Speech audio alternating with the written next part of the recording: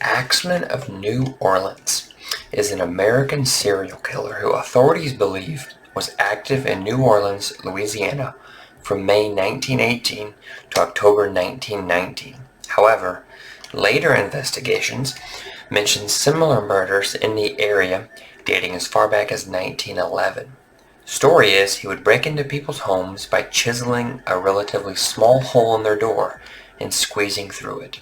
Once inside, he would hack the residents to death with oftentimes their own axe. Even creepier yet, he taunted New Orleans with a threatening letter before disappearing forever. Okay. Hi there, my name's Misha. Welcome to All Things True Crime, or welcome back if you're a regular.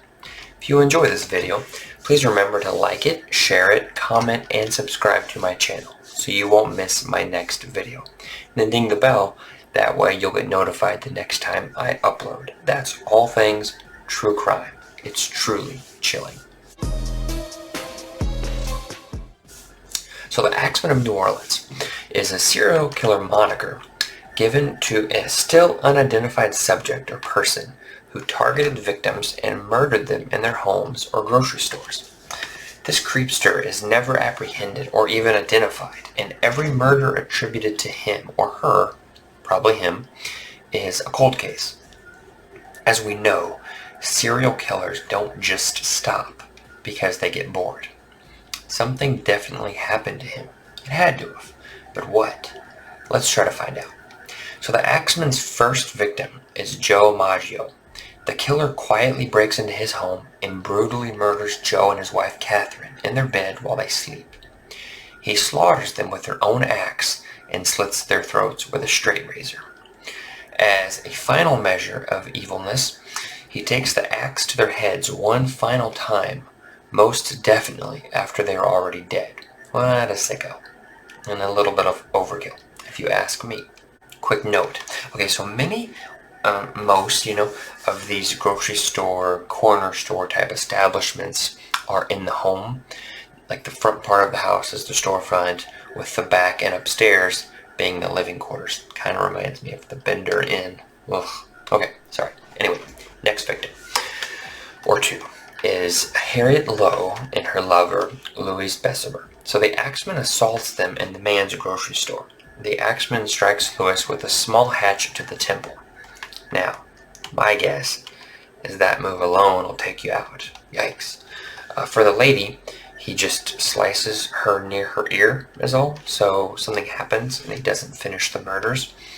When the police arrive at the scene, Harriet is unconscious but alive, and Louis survives as well. Why would he have stopped? What spooked him? Could have been anything, but serial killers are determined and not usually very easily spooked, especially in the middle of a murder. Speculation is that this case may not really be the work of the Axeman. It is hard to say though, since a hatchet and razor or knife were used. Kind of fits his MO. Alright, moving on. Anne Schneider is the next target. She is brutally attacked by the Axeman in August of 1918. She is 8 months pregnant when she's attacked. Story has it she stirs in the middle of the night, and when she opens her eyes, she finds herself being stared down by a shadowy silhouette or figure. She wakes to this figure standing over her. That's kind of creepy. Too little too late though, because just as she sees this lurking silhouette, he, without any warning, attacks her. Just strikes her in the face. Not sure what he hits her with though. It must not have been an axe blade to the face, because she survives and 2 days later gives birth to a beautiful and healthy baby girl. We don't typically get good news like that in one of these videos. Once again, what happened that he quit mid-murder? I can't help but wonder if this also isn't the work of the Axeman, since this lady was actually struck and survived. Not him, maybe? He strikes with the axe blade. If she was struck in the head and lived, she certainly didn't get hacked with the blade. Don't think it's the work of the Axeman of New Orleans, but who knows? Some speculate that he couldn't finish this job because he found out that she was pregnant. However, I think he stalked his victims beforehand. He shows a lot of intelligence and premeditation, and so he would have known she was pregnant. Also, if he truly didn't know that ahead of time, he's probably not going to realize it in the middle of the night. Mid-murder, change his mind when it's pitch black in the house. So, moving on. This crazy guy's next victim is Joseph Romano. I call him Uncle Joe. So he's an old dude who is watching after his two nieces. It's also August of 1918. In the middle of the night, the girls are awakened by loud noises coming from their Uncle Joe's bedroom. Very bravely, they rush in there just in time to watch the axeman flee the scene. Unfortunately for these three, the axeman has already done the deed. Poor Uncle Joe lay dying on his bed and is pronounced dead 2 days later. Cause of death, severe head trauma. Then there's just silence for 7 months. The next attack is in March 1919 in a nearby town called Gretna. It's about 5 miles southeast of New Orleans, a quick 10-minute drive or so. The axeman goes after a new little family. Husband Charles, wife Rosie, and infant daughter Mary. Once again, the setting is the middle of the night at their home. Neighbors respond to screams coming from their house. They startle awake and rush over to the Cormiglia's house. This time, they were all attacked by the assailant. Charles is found by the neighbor to be sprawled out on the floor, bleeding profusely from his head. Rosie is standing, leaning against the doorway, also with serious head trauma, and clutching their deceased daughter. Ah, man, that sucks. Makes you want to rip somebody's heart out. What a monster. So the neighbor gets them to the hospital for treatment. They both have skull fractures. No surprise, since the axeman uses an axe, and strikes his victims in the head. Nothing is taken from the house, but weirdly there is a panel on the back door that has been chiseled out. Seems like this is how the intruder entered the home, as the doors were still locked. Charles is released from the hospital 2 days later, while his wife is kept for more treatment and observation. Oh, and a bloody axe is found on the back porch. So, creepy. Once Rosie regains consciousness, she claims the neighbor that found them is the attacker and his father. Well, Daddy-O is too old and ill to have done anything squat, but they're both arrested, tried, and convicted. Charles denies his wife's claims and eventually divorces his wife after the two men are convicted. The old man is convicted to life in prison, and the son is to be hanged. Thankfully, about a year later, Rosie tells the police that she lied out of jealousy and spite. I wish we could unpack that statement a little bit, but okay. I don't know what she was so jealous of them for that she would do that. And spite? The lady has some serious problems. Dang. Okay. 3 days later, after this attack, on March 13, 1919, someone, presumably the axeman himself, releases a letter to a New Orleans newspaper. It is referred to as the letter that made the Big Easy dance. Let's take a look at it. It reads, Hottest Hell, March 13, 1919. Esteemed mortal of New Orleans, the axeman. Okay, great start. They have never caught me, and they never will. They have never seen me, for I am invisible, even as the ether that surrounds your earth. I am not a human being, but a spirit and a demon from the hottest hell. I am what you Orleanians and your foolish police call the axeman. When I see fit, I shall come and claim other victims. I alone know whom they shall be.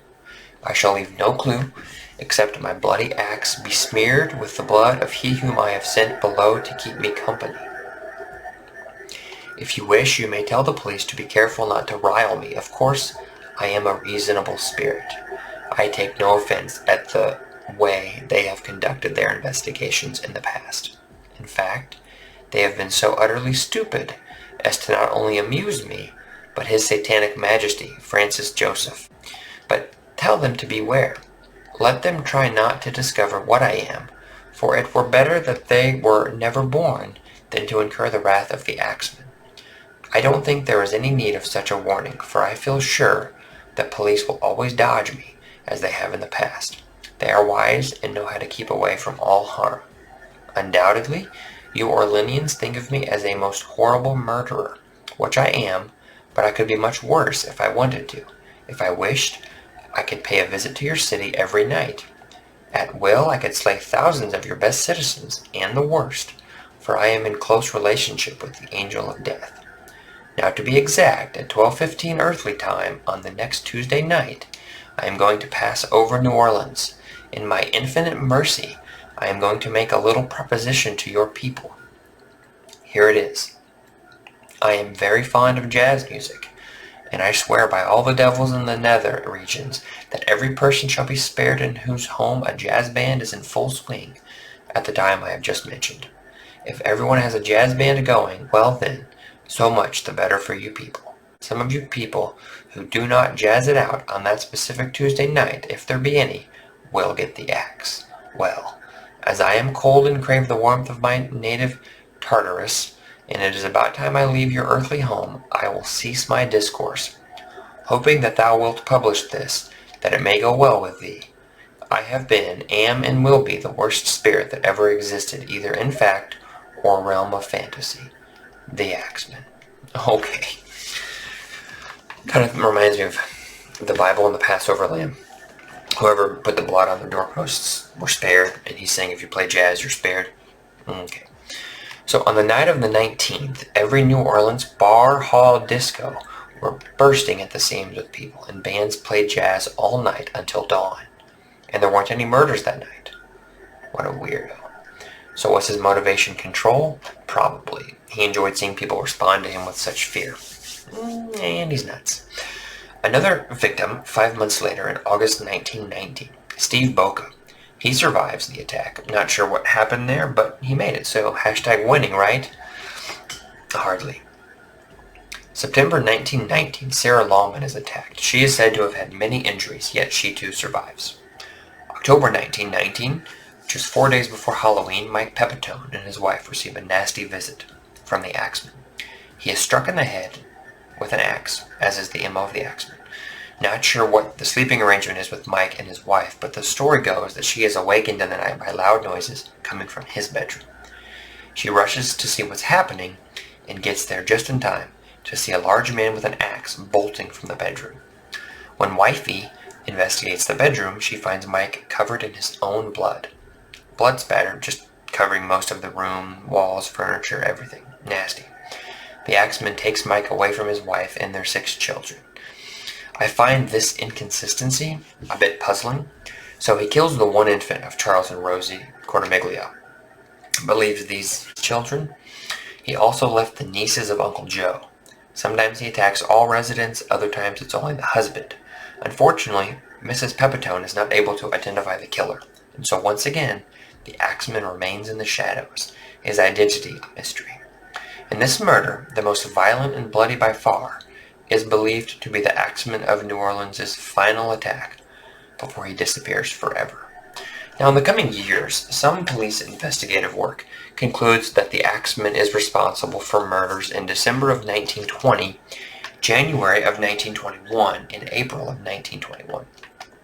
No one knows for sure, as police procedures and technology isn't what it is today. Also, he is never apprehended, so no confession to confirm which murders are tied to him. Different sources attribute different attacks to him. There's not much to confirm anything, really. At this point, though, in April of 1921, the attacks stop completely. I can say that pretty definitively since new murders weren't committed using the Axeman's MO, and the targets were no longer primarily Italian immigrants. It seems the Axeman had issue with Italian immigrants, mostly ones that owned these grocery convenience store types. To me, that means investigate other grocers, right? Maybe he didn't like the competition? Some think he mostly killed men because he wanted to court their wives. Well, that's a little bit of a stretch. People have affairs all the time, and, the murder attempt happens after things are hot and heavy and they decide they want the spouse out of the picture. Not before they even see if the person wants to get busy.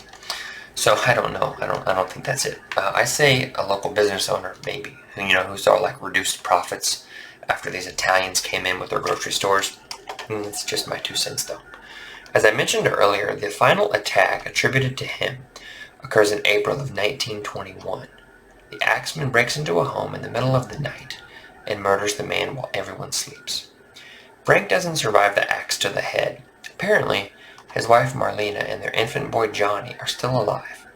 And as he swings the axe to strike Marlena, the axe head flies off the handle, slams into the wall. So she gets whacked in the head with the wooden axe handle. She screams, the intruder flees. The axe used is apparently one he finds in a backyard several blocks away. What? He just roams backyards looking for axes? What a weirdo. Interestingly though, and yet another inconsistency, and this happens toward the end of his crime spree. So, the attacker climbed through a window instead of chiseling out a panel on the door. Also, the wife described the intruder as short and chunky, not someone who could fit through a small panel in a door. So, either the axeman got chunky from 1918 to 1919, or this wasn't him. Another inconsistency worth noting is that some throats were slit, others not. What prompted that? Who knows? Makes me think, not all of these murders are from the axeman. Maybe copycat killers or just unrelated. Unlikely that he would have changed his MO so much. But, I guess that's possible. But just not typical of serial killers. So, what happened to him? I think it's really hard to say, especially since we don't know for sure when he stopped murdering folks. If he was truly in his 30s, maybe he met a woman, got married, or had a baby. Experts say life changes like these can cause serial killers to reevaluate and sometimes stop. Maybe he was arrested for something else, or got sick, was murdered. Based on his letter, it's hard for me to imagine that he would ever stop murdering by choice. He was clearly nuts. A very troubled dude. So with that, my guess is he was either arrested for an unrelated crime or was murdered. Or maybe injured permanently and couldn't get around enough. No way a guy like this just stopped because he meets a woman or his wife has a baby. I say that and then I think of BTK though, who stopped for so long and he was beyond nuts. I just don't know, I'll end with an excerpt from his letter. Quote, "They have never caught me and they never will. They have never seen me, for I am invisible. Even as the ether surrounds your earth, I am not a human being but a spirit, and a demon from the hottest hell. I am what you Orleanians and your foolish police call the Axeman." End quote. And then a few years later, he disappears forever. Well, that's creepy. If you enjoyed this video, please remember to like it, share it, comment, and subscribe to this channel. I received a video request from a great subscriber. So next week, we are going to learn all about Countess Elizabeth Bathory Deached. I botched the name, but a Hungarian noblewoman who is an alleged serial killer. In the year 1610, Bathory and 4 of her servants are accused of torturing and murdering hundreds of girls and women between 1590 and 1610.